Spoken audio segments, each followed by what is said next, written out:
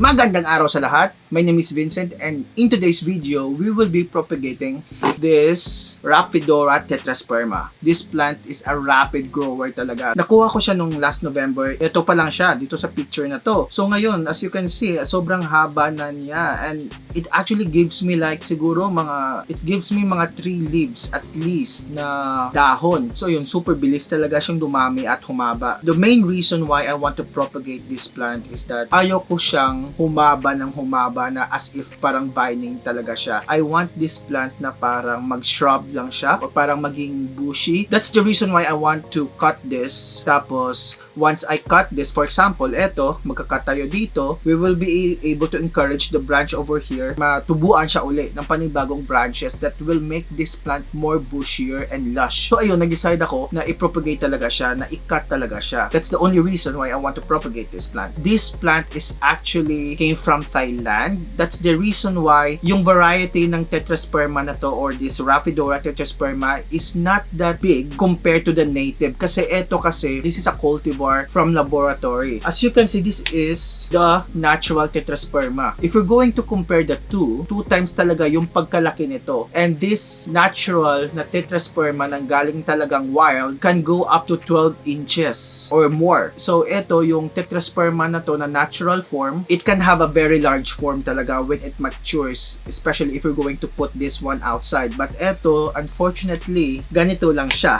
Hindi talaga siya lumalaki. But it grows very, very fast. Without further ado, let's jump into the materials na kakailanganin natin in order for us to propagate this Rhaphidophora Tetrasperma. If yung iba, pinapropagate nila to through water, in this video, I will be propagating this sa ating soil. So this is the first material that we will be needing. Ito, soilless to ha. This is like a combination of moss. Meron ditong carbonized rice hull or sinunog na labhang or rice hull nga. Hindi ko alam kasi kung ano yung sa Tagalog yung labhang. Basta rice hull siya sa English. Ito, set aside ko muna siya. Hindi ko muna siya gagamitin, but this is a water with rooting hormone. But as of now, hindi ko muna siya gagamitin, but papakita ko lang sa inyo. And then I have isopropyl alcohol and a knife, a very sharp knife. Tapos, meron din ako ditong this is a fungicide powder para iwas tayo sa root rot. Okay, let's go back dito muna sa kanyang potting mix. I can't stress enough kung gaano ka-importante yung well-draining na potting mix. Kasi, one of the major reason kung bakit nagra-rot yung ating mga cuttings is that yung potting mix holds a lot of moisture for a very long time. As much as possible, soilless. Yung iba nga, coco chips lang yung ginagamit. And of course, we have the Rhaphidophora Tetrasperma. Prior sa pag-propagate sa kanya is that I watered this last night. Okay? You have to make sure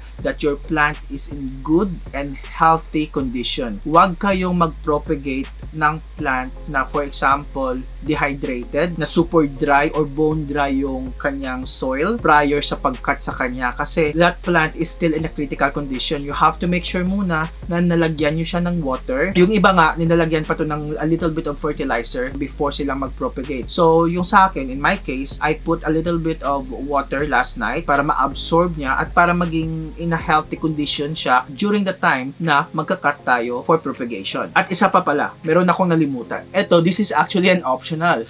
Pero nakita ko kasi, this is one of the trick na nakita ko dito sa YouTube na dinalagyan nila ng slow release na fertilizer yung kanilang propagating mix or yung kanilang pot. So that's what we're going to do as well. Okay, so let's start. So the first thing that I will be doing is I will be disinfecting this with isopropyl alcohol. This is very important as well. Dapat walang microorganisms yung inyong gagamitin na blade. Actually, meron din akong gunting, but kasi may yung gunting mas medyo maburol yun. It's better talaga pag-use yung knife. Actually, the best cutting tool na pwede nyo gamitin sa pag-cut ng inyong plant is the blade. Yung gillette na blade. At nag-advertise pa talaga ako ng blade. Ito na. Disinfected na siya. We will be cutting over here lang. Gonna make sure na at least may 3 leaves yung per cutting natin. This is very, very important. Yung part na to. This is the node. So, magka-cut tayo under the node. There you go. Okay. This is a very clean cut talaga. This is where na magkakaroon siya ng panibagong mga ugat-ugat. Meron na siyang aerial roots. So, eto, magkukontinue na lang siya sa pagpatubo. But, for example, wala siyang cut or wala siyang end dito, what will happen is that yung nodes niya matutubuan ng panibagong halaman. Dito matutubuan ng panibagong halaman. Dito, since meron tayong top na portion, dito siya magkukontinue. Dito, magkukontinue yung kaniyang pag-growth. There you go. From the second cutting, there you go. Actually, we can have another cutting. So, this is what it looks like right now. At ito na yung ating cutting. We were able to get 4 cutting out of that plant na ito na naman paparamihin natin or papatubuin natin. So, I have 3 top cut.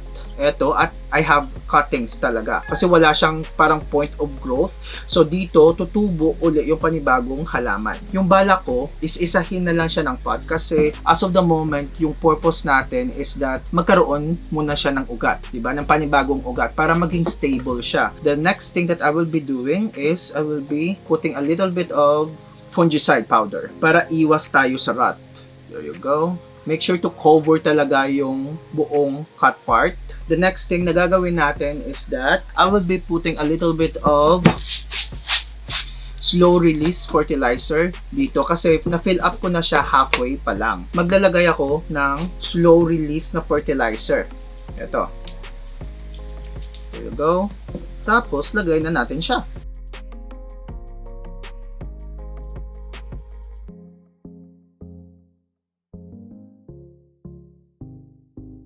Alright, so we have our cuttings na dito, and to make this plant stabilize, we will add another. This is what actually I call yung propagating medium niya. So now, another dash of slow release fertilizer. Dash, pero ang dami. Alright guys, so this is our new pot of Tetrasperma. Medyo i-press ko lang siya ng konti para maging stabilize siya. Hindi muna ako mag-water ha. I will just leave this plant here. Siguro bukas pa ako mag-water sa kanya. So, that's it. This is how easy it is na magparami ng Tetrasperma or ng Rhaphidophora Tetrasperma. Actually, meron akong vlog na nabasa na parang sinasabi niya sa kanyang vlog ha, hindi vlog, na it's so difficult daw na magpaugat ng Tetrasperma. Tapos, na-search ko kung saan siya nakatira. And that blogger was living somewhere in western country where there's a winter. Natural, hindi naman talaga doon yung halaman nakatira. Or, I mean, hindi naman talaga yung Tetrasperma native. So, this plant is a tropical plant. It find it difficult to live somewhere na cold. Yun yung sabi niya sa blog niya na it takes a very long while daw. It take months and months bago siya magkaugat. And then, at meron din akong nabasa at meron din akong napanood talaga na vlog dito sa YouTube na it takes about 2 to 3 weeks bago siya magkaugat. Kasi yung vlogger na yun is situated sa Singapore. Same lang sila ng situation dito sa atin sa Pilipinas, which is tropical. Very humid, very warm all throughout the year. So yun, basically this is the start of our waiting game